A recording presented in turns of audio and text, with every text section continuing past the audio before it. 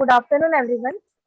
I'm Ms. Shreya Patange, tutor at MGM School of Biomedical Sciences, Aurangabad, and I'm here to present today a topic on the use of hemodialysis procedure in case of COVID-19 infection when that patient will be going into a complication of AKI. So here is my presentation. The aim of my study was to assess the use of hemodialysis in patients infected with COVID-19 infection along with the complications of AKI. And the another one was to check whether there is any significant improvement in the patients. So basically, as we all know what was COVID-19, so I won't make you bore in getting deep into the topic.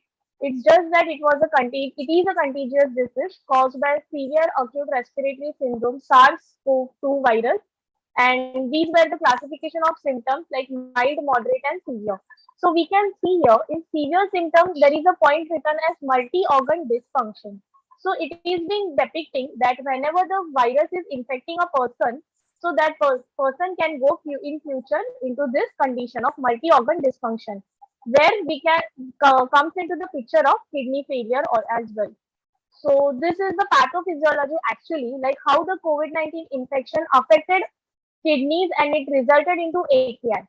So there can be three ways, like one can be the cytokine storm, other one can be a pneumonia to the patient, which will lead to ARDS, that is acute respiratory distress syndrome, and the third one can be the hypercoagulability.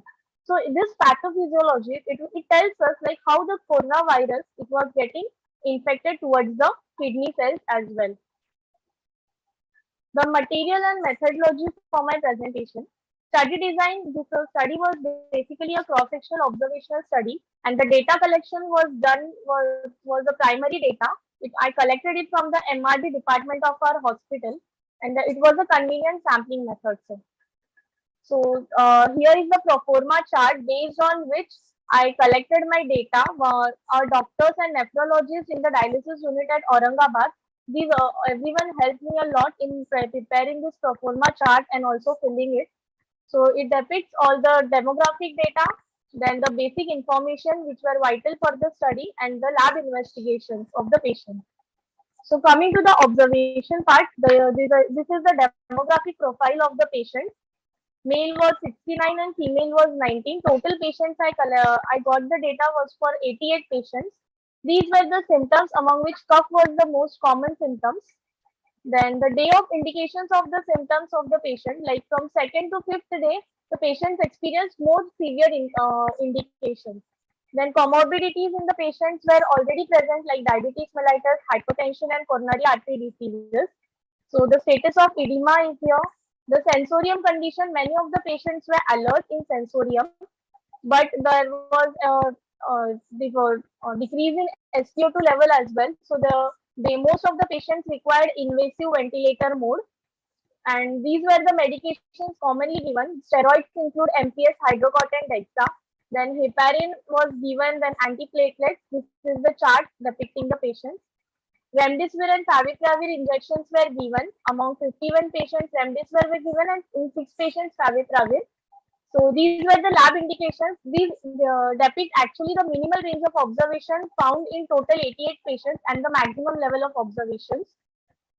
The indications were these common, AKI due to ARDS, septic shock, then modes, then metabolic acidosis or uremic encephalopathy. Number of sessions were frequently was given to the patient was 2 sessions of HD. Then these were the results of my study actually. Like 34 patients, 34% of the patients survived only out of 88. And I know this is a very poor number, but the survival rate was very less. So this depicts that the patient needs more proper treatment as well as the comorbidities. Like as we discussed earlier, the patients had diabetes mellitus, then hypertension and coronary artery diseases. These comorbidities added more like to going towards the degradation of the condition of the patient. Also the response of patient towards the treatment, like we also calculated the SpO2 levels, and but due to the short duration of time and limit for the presentation, I was not able to put all the data. But in my proforma chart, I collected everything, right from SpO2 level. I mentioned as the ventilator status, like on admission, most of the patients came on invasive ventilation. Actually, we never do like this कि starting से patient को invasive ventilation पे नहीं लेते, but due to the condition of the patient and the comorbidities which were pre-existing, it was done according to my data collection. The response of the patient to the treatment was also not that very good many times.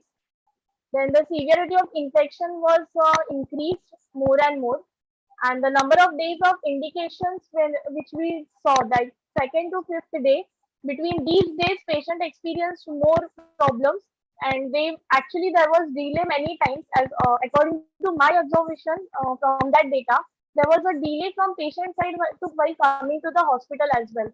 As we all know that during the COVID condition, many people were scared to come to hospital, so that can one of the reason actually. So, coming to the future prospects, now as we concluded, the survival rate was very less when the patient was taken on hemodialysis procedure to recover from this COVID-19 infection and the complication of AKI especially. So, we can also think of going on different procedures like SLED or continuous hemodialysis or like CRRT procedures as well. So that's it, sir. This was my study, and the main motto behind this study was to check whether if the patient really benefits from this hemodialysis procedure when he is actually having COVID-19 infection and going into the complication of AKI. Thank you, sir.